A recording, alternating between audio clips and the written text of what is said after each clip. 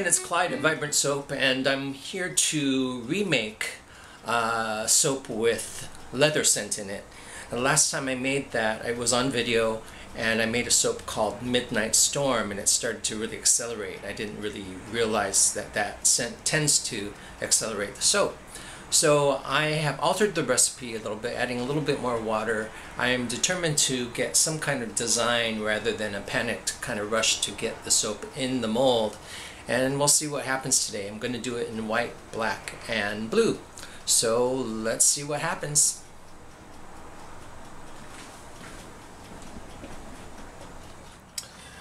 Okay, I'm kind of determined to make this work this time.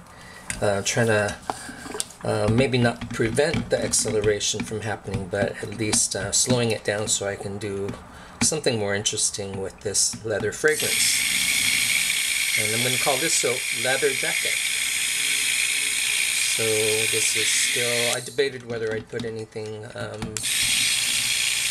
any hard oils in here, but I decided to put some shea butter in there. Colloidal oatmeal, kaolin clay, but I did put a little more water in here than I did last time. So that part is all blended. Let me get the lye in there. I'm also not going to put the fragrance in until the very last moment. I think I did that last time also, but this soap needs all the help it can get. Okay, so there's the lye. And that's plenty, especially for a soap that wants to accelerate. Let me get the colors in, I'll be right back. Okay, so I have my colors already. That's the other thing you can do, is just have everything as ready as possible. There's my black. I'll just kind of divide this up into equal thirds. White. And my blue.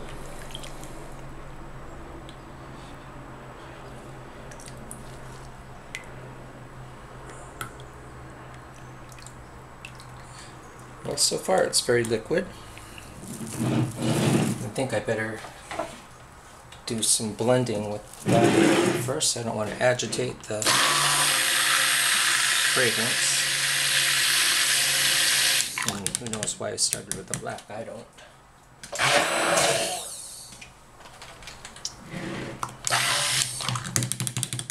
Just get it mostly blended, because when I blend the fragrances it'll be blended some more. That's a nice blue. Okay, rinse that out. Okay, now get the fragrance in there.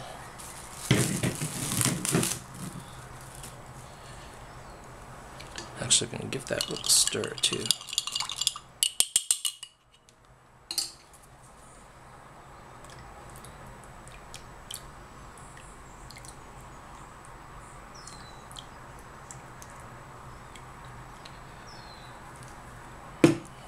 So, start with the white.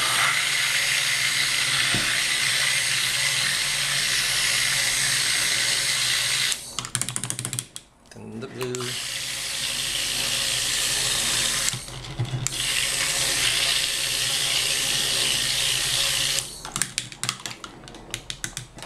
And black.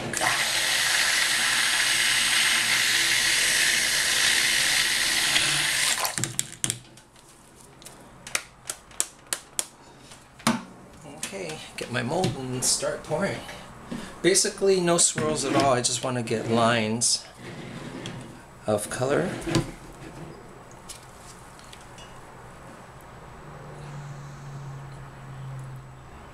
Just get it all in there. And yes, it is accelerating, but I can tell that the recipe has really slowed that down over last time. If you want to watch the making of Midnight Storm, you'll see how quickly that's set up.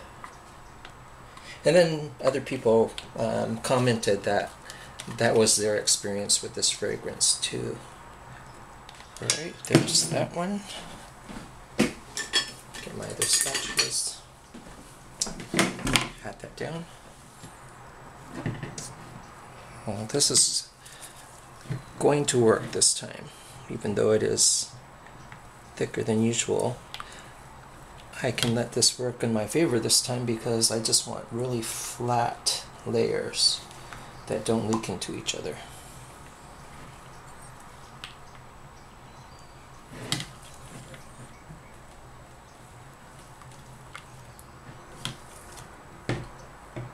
Okay, so let's see here. I'm going to use my favorite spoon. I'm going to go into the blue now.